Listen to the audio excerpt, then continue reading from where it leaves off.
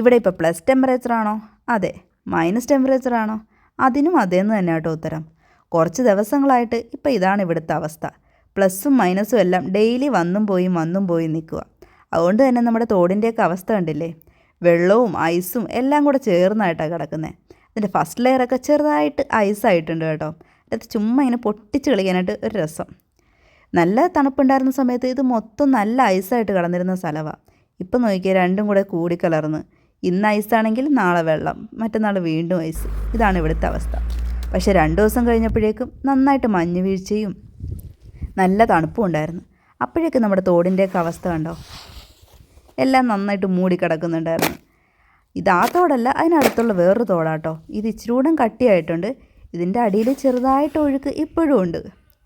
ഇതിൻ്റെ ചില ഭാഗത്തെല്ലാം അത്യാവശ്യം നല്ല കട്ടിയുണ്ട്. അവിടെയാണെങ്കിൽ കുഞ്ഞു പിള്ളേരെയൊക്കെ വേണമെങ്കിൽ കുറച്ച് നേരം നിർത്താം, താഴെ പോവില്ല. പക്ഷെ നമ്മളൊക്കെ നിന്ന് കഴിഞ്ഞാൽ എന്തായാലും താഴെ പോകും, അത് ഉറപ്പാണ്.